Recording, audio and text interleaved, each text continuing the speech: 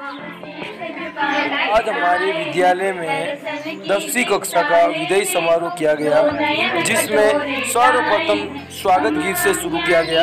सरस्वती वंदना के लिए स्वागत गीत जरूरी होता है। बहती है सरिता विद्या की, हम उसमें नहाने आए हैं। माँ सरस्वती तेरे चरणों में हम शीश झुकाने आए हैं। दर्शन की भिक्षा लेने को दो नयन कटोरे लाए हैं। अज्ञान अंधेरा दूर करो और ज्ञान का दीप जला देना। हम ज्ञान की भिक्षा लेने को माँ द्वार तुम्हारे आए हैं। माँ सरस्वती तेरे चरणों में हम शीश झुकाने आए हैं। ये हमारे विद्यालय के व्यवस्थापक के बाद जो बच्चों को उत्साहित करने के लिए भाषण दे रहे हैं। छात्र छात्राओं को अपने भविष्य के रूपेण जो 10वीं का जो महत्व होता है, उस महत्व के बारे में, बोर्ड के एग्जाम के बारे में वैसे हर रोज सजेशन दिया जाता था, पर बारी बारी से इस शाला के अध्यापकगण इन छात्र छात्राओं के द्वारा क्या पाया, क्या खोया, क्या यहाँ से ग्रहण किया है, उसके बारे में आमंत्रित किया जाएगा। मैं शाला के इस बालाजी बाल निकेतन के संपूर्ण मेरे स्टाफगण और सभी छोटे भाई और बहनों, पूर्ण स्टाफगण की तरफ से हम आपकी यही मंगल कामना कर रहे हैं कि आप अच्छे प्रतिशत प्राप्त करके अपना नाम सबसे पहले, फिर अपने माँ बाप का, उसके बाद इस विद्यालय का, उसके बाद नंबर लगेगा आपके गुरुजनों का। तो मैं बालाजी बाल निकेतन की तरफ से विद्यालय के एक छोटे से इंसान के रूप में यही भविष्यवाणी नहीं बल्कि छोटी सी घोषणा बालाजी बाल निकेतन की ओर से कर रहा हूँ। जिन बच्चों के all of subject distraction plus 90% और 95 के बीच में जिन लड़कों के प्रतिशत रहेंगे, उनके सबसे पहला स्थान है वो 2500 रुपये प्लस चांदी का सिक्का। दूसरा इनाम 1100 प्लस चांदी का सिक्का और तीसरा स्थान लाने वाले के लिए 500 प्लस चांदी का सिक्का विद्यालय की ओर से। तो उस पर मैं दो शब्द कहना चाहूँगा। अर्ज कुछ यूँ किया है कि ये स्कूल बहुत याद आएगा, जो बीत चुका है वक्त वो वक्त लौट कर ना आएगा। ये स्कूल बहुत याद आएगा। वो बोरिंग सी पढ़ाई, वो छोटी छोटी बातों पर लड़ाई, वो टेस्ट का कैंसिल हो जाना, वो टीचर्स का एब्सेंट होना, एक अनएक्सपेक्टेड छुट्टी का मिल जाना, वो टीचर्स का किसी स्कूल के काम में फंस जाना, ये बीती पल जब याद करेंगे बाद में हमारे होठों पर मुस्कुराहटें लाएगा। ये स्कूल बहुत याद आएगा। वो लास्ट बेंच पर बैठकर बीची से पहले सीन कर खाना, वो क्लास में टीचर्स ना होने पर जोर जोर से चिल्लाना, वो करण के साथ की गई लड़ाई, वो साथ में बैठकर की गई पढ़ाई, वो दोस्तों का प्यार और टीचर्स का दुलार, वो क्लास में टिक टिक करके काम होना, वो शोर मचाने पर बोर्ड पर नाम लिखना, वो डस्टर का डेस्क पर बजाना, वो चिल्ला चिल्ला कर गाना, वो उठे हुए दोस्तों को मनाना, वो छोटी छोटी बातों पर खुद रूठ जाना। बाद में हमारे लिए बस एक ख्याल बन रह जाएगा। ये स्कूल बहुत याद आएगा। वो स्कूल के कोई कॉरिडोर में दौड़ लगाना, वो चलते चलते सबका मजाक उड़ाना, वो दोस्तों के संग हाथ पकड़कर चलना, वो सर्दी के धूप में एक साथ बैठना, वो यारों का साथ, वो मस्ती मजाक, जब एक झटके में यह सब पीछे छूट जाएगा। ये स्कूल बहुत याद आएगा। Thank you. यादों का एक सितारा होनहार जो है वो है, मुझे पता है वैसे यहाँ 19 हीरे हैं, जिसमें से कौन सा हीरा पककर आगे अपनी मेरिट या अपना प्रतिशत आगे बढ़ेगा, पर सभी की दिलों की, सभी की हम खींचते थे लकीरें आधी टिल्ली, आपने कलम चलाना सिखा दिया, हमारे बच्चे में अंधकार को मिटाकर आपने उजाले का दीपक जला दिया। बस मैं भी पढ़ा हूँ। मैंने 10 सालों में बहुत कुछ सीखा है और मैं सभी टीचर का धन्यवाद करना पढ़ रहा हूँ। मैंने यहाँ अनेक गुरुजनों से बहुत कुछ सीखा है, मैं उन सभी का धन्यवाद देना चाहता और बहुत कुछ सीखा है, जैसे कि अनुशासन में रहना और बड़ों का आदर करना। ये हमने यहाँ सीखा। फर्स्ट से पढ़ते आ रही हूँ। स्कूल स्टाफगण और स्कूल के छोटे बड़े भी जानते हैं। मासपुर लड़े। मैं इस इस स्कूल में फर्स्ट से पढ़ती आ रही हूँ।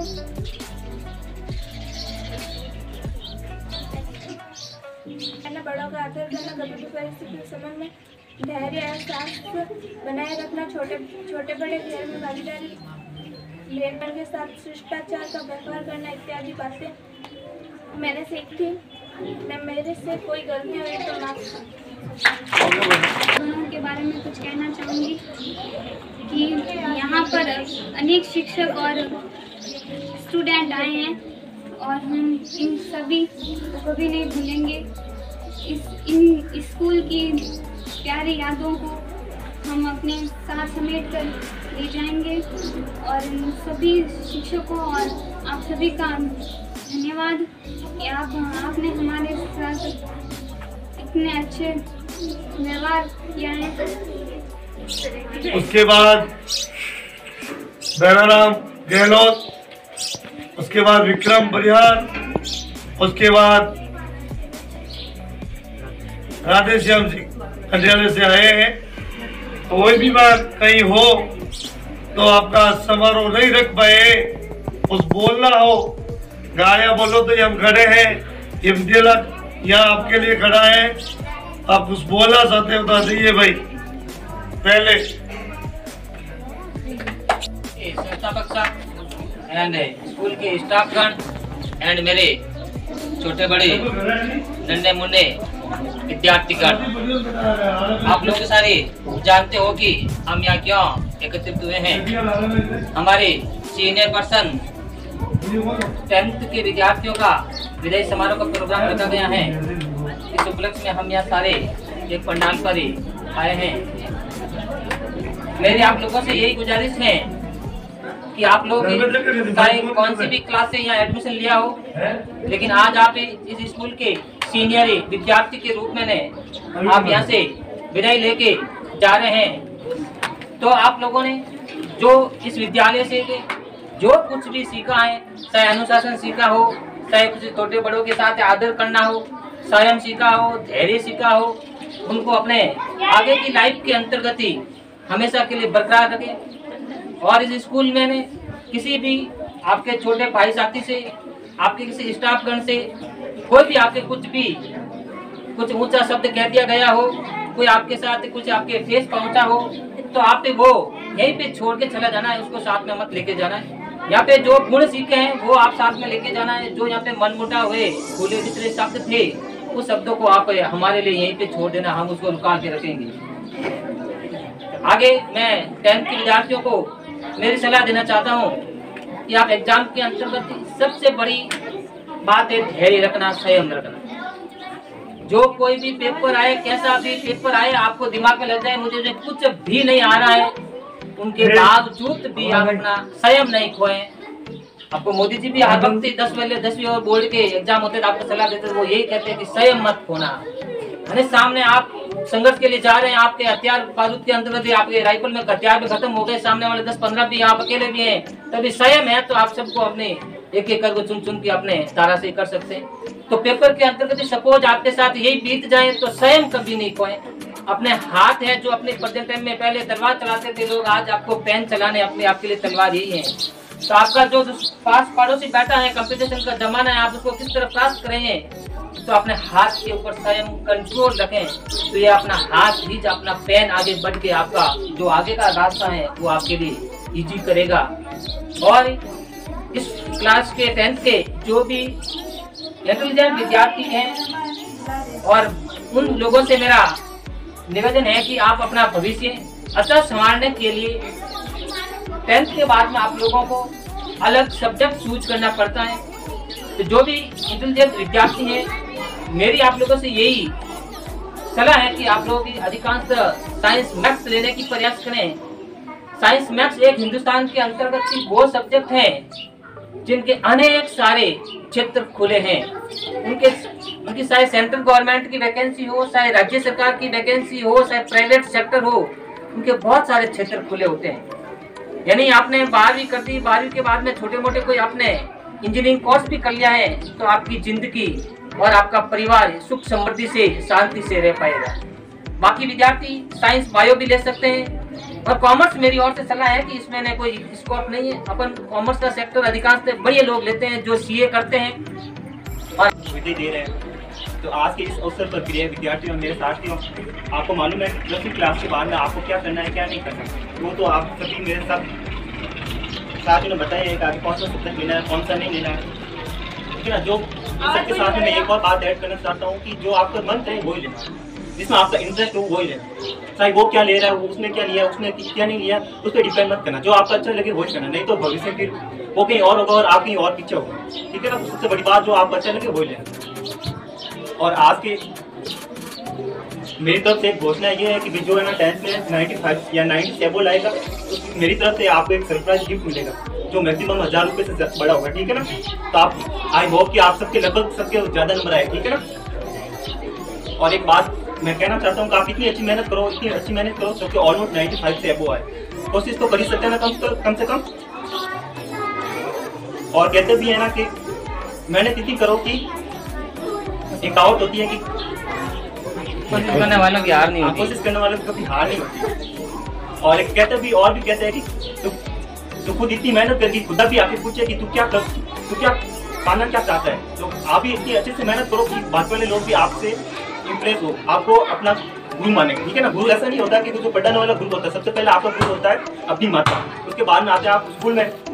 तो स्कूल में बहुत सारे गुरु होते हैं, आप जब किसी को भी आइडियल मानो जो भी होता है, उसके बाद में लाइफ में हर टाइम जो भी आपको मिले वो गुरु ही होता है। अपन जिससे कोई भी बात सीखे वो क्या होता है, हमारा गुरु ही होता है। कहीं पे भी जाओ, किसी भी टाइम अपन किसी से कुछ न कुछ सीखते रहते हैं। तो आप भी हमेशा सीखने वाला छोटा नहीं होता, बड़ा होता है। आप किसी से भी सीख सकते हैं और सीखने वाला ना छोटा होता है और नहीं बड़ा। कोई भी बात अपन बड़े या छोटे किसी से भी सीख सकते हैं। और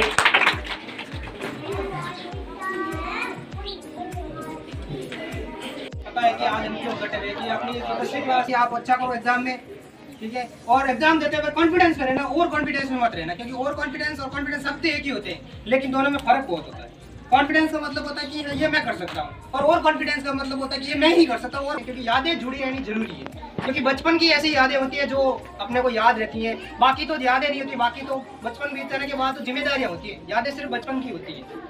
बचपन बीता, यादें खत्म, बाद में तो अपनी जिम्मेदारियां शुरू हो जाती कि अभी ये करना है वो करना है। तो हो सके जितना अपने बचपन को एंजॉय करें, और साथ साथ में अभी थोड़ा बचपन को रेस्ट देकर अपना एग्जाम है तो उस एग्जाम के लिए फोकस करो और हो सके जितना बेस्ट करना। और आखिर में कहना चाहता हूँ कि बेस्ट ऑफ लक, ठीक है।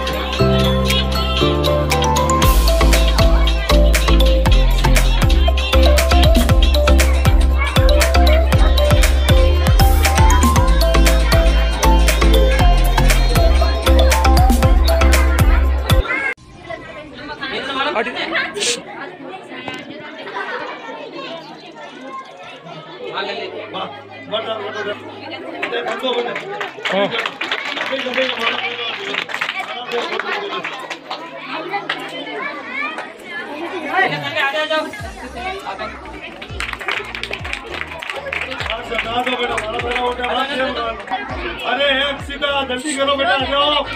लड़कियां सबको बुलाओ बेटा, सबको बुलाओ।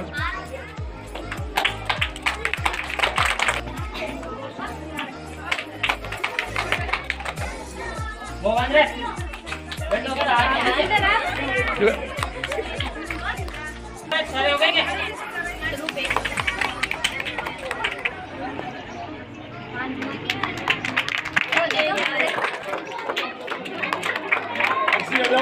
हाँ यस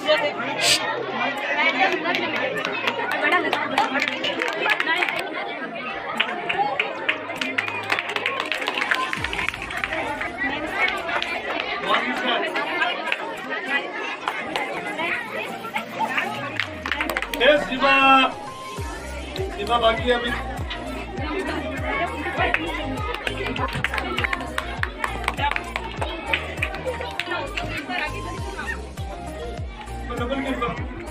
आजा आजा बेटा, आजा आजा। रुक जाओ।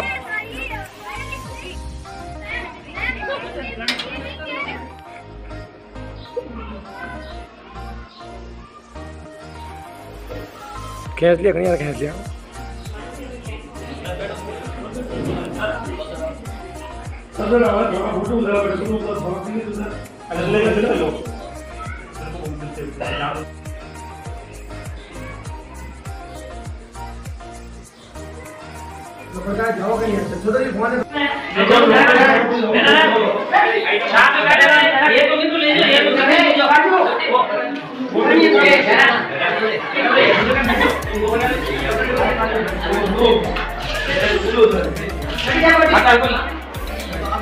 अरे राजू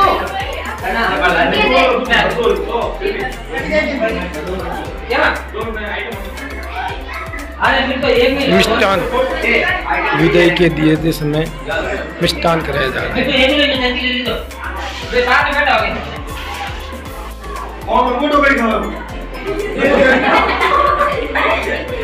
वो नीचे पड़ को लाई रे चौड़ जी नीचे पड़ को मुकेश लाई रो बाट दो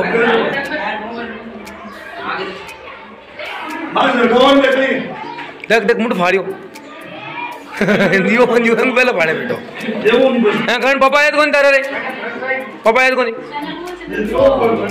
तो पेपर बेटा हाँ हाँ हाँ हाँ जाऊँ जाऊँ तो कम देनो जड़ो देवे बैठो देनो पाँच भाई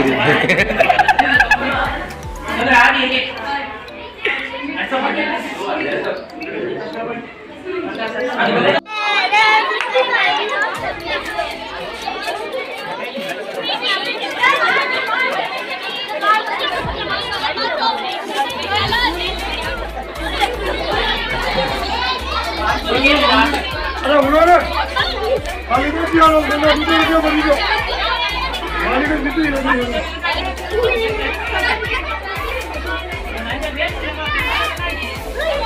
छोरी थोड़ा कहीं करे अरे मना करियो कल रात में लोगों हका करी मतलब कहीं करनी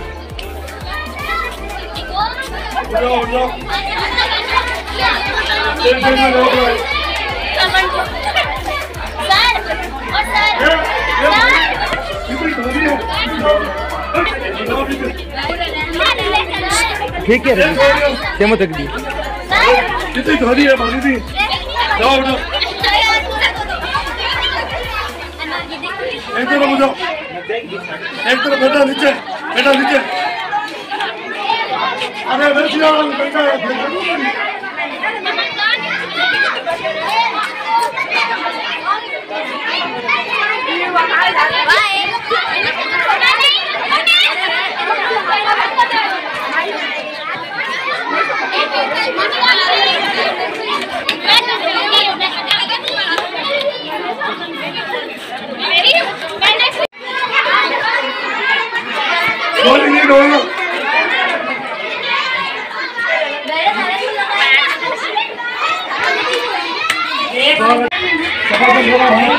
इसमें एक जोक नहीं है